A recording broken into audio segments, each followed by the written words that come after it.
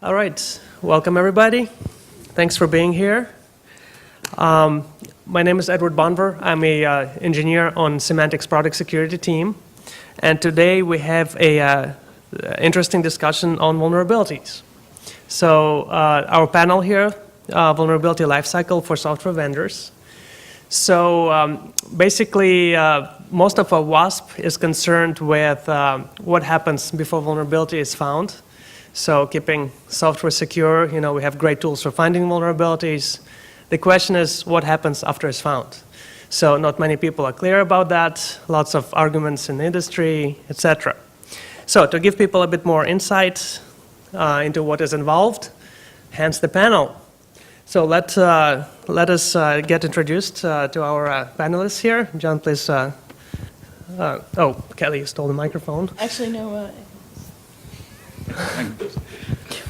Hi, John Stevens, Senior Director of Consulting at Cigital. I guess I'm on the panel because I work with a lot of organizations that do a lot of work in both static and dynamic scanning, tool-based and manual. And so that's certainly a soft spot in how people handle problems after they're found. Thanks, John. My name is Katie Moussouris. I'm a senior security strategist with Microsoft. I work in the Microsoft Security Response Center, and we are the group that is responsible to responding to vulnerability reports from the outside and driving the update creation process for Microsoft. My work actually includes security community outreach strategy, and that work encompasses dealing with the researcher community and hoping that we are all getting along as well as we possibly can. And also our worldwide security conference sponsorship, the Blue Hat internal conference, security conference. And I also run a program called MSVR, which is Microsoft Vulnerability Research, and that's where Microsoft security researchers look for vulnerabilities in third-party products, and we report them to the vendors privately through coordinated vulnerability disclosure. Dan Holden, I'm the director of DVLabs for HP TippingPoint's research. We're TippingPoint's research security group. We're also responsible for the Zero-Day Initiative. Hi, I'm Kelly FitzGerald. I'm a senior vulnerability analyst at Symantec. I do work that's quite similar to what Katie does in that I coordinate vulnerabilities from the outside world and try to look to find the vulnerabilities and get them remediated as quickly as possible and as thoroughly as possible. I also sit at Symantec's crypto board, and I am also the captain of the emergency response team at Symantec, so if you ever have a heart attack, I'm definitely the person to talk before you go unconscious. All right, so thank you all for being on the panel here. So to kick things off, maybe let us start with a little bit of history of vulnerability management in the industry. So what can you tell us? Maybe you can draw some parallels between today's keynote. Are we going through some evolutionary changes leading us somewhere else? So Katie, maybe get started on how you got involved in this whole mess. Is this because I'm the oldest? Is that why you picked on me first? No comment? You asked about the history of vulnerability disclosure. So, the history, as I recall, the vulnerability disclosure going was there was the age where vendors didn't actually know a whole lot about security, and vulnerability disclosure, specifically full disclosure, was really the only avenue available for people who cared about security to get vendors to care about security. And that was an age over a decade ago that was really required for major vendors to pay attention. Certainly vulnerability disclosure has evolved a lot since then and kind of rapidly recently. And most recently, in terms of what Microsoft has tried to put out there, has been changing the name of what we call, responsible disclosure. We really saw that term as being a little outdated, and we wanted to change it to something more objective, descriptive of what we were doing, and to actually start the conversation off on a better foot.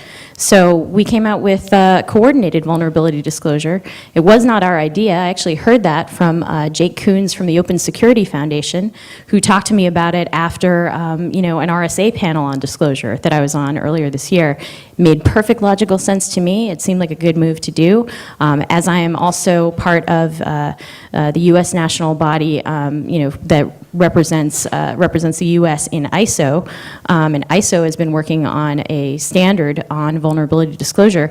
I actually got ISO to drop responsible from the responsible vulnerability disclosure draft standard in ISO for exactly those reasons, right? So if it's not an objective term, and you can't actually objectively decide who's responsible or irresponsible for that matter, then, get rid of it and use something more objective and descriptive. So that's, kind of in a nutshell, I'd say, a summary, quick summary of sort of some of the evolution and disclosure that's been going on. I actually think Katie did a very good job. The only thing, in terms of history, I would completely agree. We went from, dumping bugs on BugTrack to, working with vendors, and, here we are a dozen years later, and things are going fairly well. I will say, given this year, it seems as though a lot of vendors are reviewing, I think, their disclosure policies, which is a good thing because we are a dozen years later, and it's probably a good thing to, for Microsoft and everyone involved to review their policies, which has, I think, been a very positive thing. With ZDI specifically, we recently changed ours to include a 6-month enforcement for vendors. So there's, which I think is a pretty decent timeline, especially considering some of the shorter ones out there. So I think just everyone looking back at how we've gotten to where we are and reviewing their policies has been a good thing of recent date. I really think with our evolution over to coordinated disclosure that it's really just following along the same lines. At first, nobody was talking about security vulnerabilities because maybe if we ignored them, they would just go away.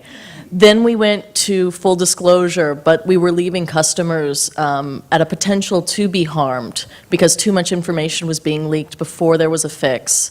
And then we might have actually been rushing vendors to put a fix in that wouldn't actually truly fix the issue. So once again, we're putting customers at risk. With responsible disclosure, we made great strides to work in a way to try to handshake between ourselves and the finders in order to try to reach a mutually achievable outcome. And now with coordinated disclosure, and Symantec has also signed on to it, it's really just taking that same thing and making it a little more exact and giving the finder, I would say, maybe a little more autonomy to do something if a particular vendor is really just sitting on that defect, which I know is a great pain of many finders. I guess from my perspective, this is remaining frustrating in the current times as opposed to what I hear. I think that the other panelists represent mature organizations by comparison to the average, say, bank, insurance company, things of that nature. If you look at it purely from a staffing perspective versus a line of code perspective, organizations that your money is with, that you have contracts with, have as much or more code than these vendors, but they have few or nobody working on the process of coordinating on discovery or on discovery and coordination with the people they rely on as dependencies for the code that they deploy underneath their code. Definitely something, if you run a security group, to look at, do you have one person on this or zero?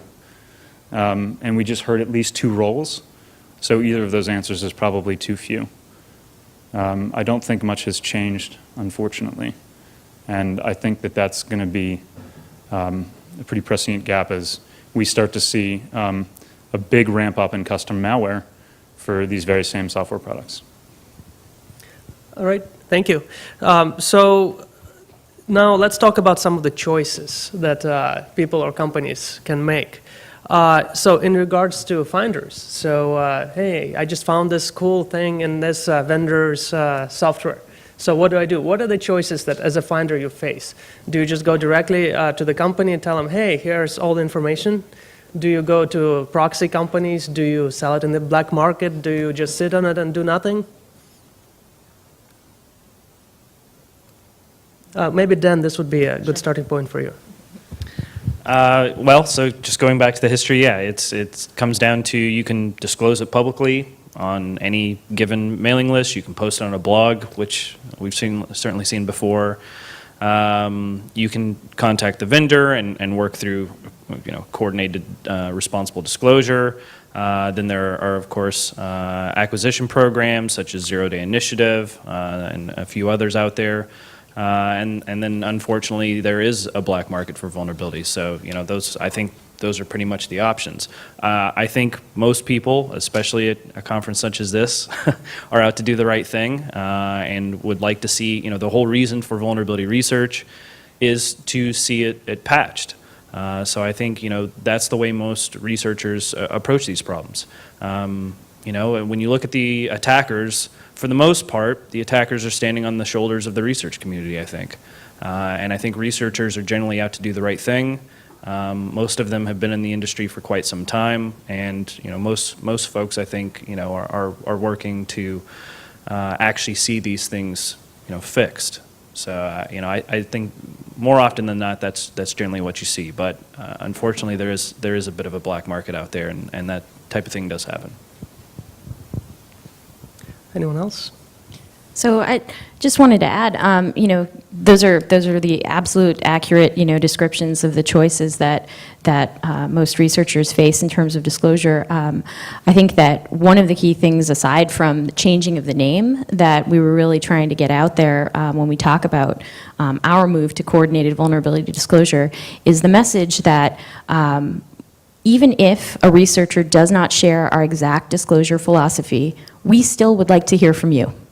I mean, quite plain and simple, it's how we operated always, but it was really important for us to get that message across. And quite frankly, it's already paid off. There are researchers who ordinarily would not have contacted us. They specifically cited the fact that we rolled out that red carpet to them and said, even if you do not share our disclosure philosophy, please do, get in touch.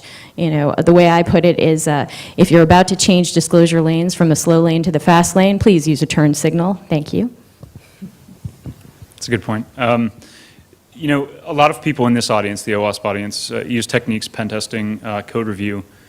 You guys who are doing those things know that it's almost impossible to do a review and do a thorough review without finding problems in the framework-based code underneath the code for the organizations you're looking at. That could be on the Java stack. There's just 1,000 different things that people are using day in, day out.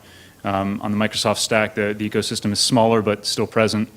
One of the biggest issues I think that this community can help address is outside of the larger mature vendors into the framework-based contributors and developers. It's something we've looked at doing with things like the ecosystem that Jeff Williams talks about. Other focus groups, Mike here has been working on browsers, but there's countless other things. I mean, if you look at Spring as an example, we were coming up with fundamental vulnerabilities in Spring in 2005. That was a long time ago. Recently, we just found another it's really a related problem that's still, again, if the application uses Spring, chances are it's going to be vulnerable. And so in situations like this, you guys are faced with this problem where you exploit the bedrock underneath these applications. My guess is that there aren't contributors to those frameworks here. The website said bring a developer. I think we need to bring the framework developers into this conversation, because if you look at, again, code count, those guys are generating as much or more code as some of the bigger and more mature platforms underneath them, but yet they're not in this discussion. I think that's the biggest thing that OWASP can do to work on this problem, is to educate those contributors as to how vulnerable their software truly is, make them aware of what the application level vulnerabilities are, bring them into this conversation, and I think it will be a range of things from shame and guilt to coordinated disclosure that's going to motivate them. But right now, they're not in the room. Anything to add? Thank you. So Symantec actually follows something quite similar. We're happy to talk to anybody about vulnerability disclosure. You don't need to be able to talk a specific secret language or a handshake. You don't even necessarily need to completely agree with us. We're happy to get any information we can, and we're happy to work. We don't do pay for play. We kind of consider that a slippery slope, but we're happy to work with people like Dan from TippingPoint and ZDI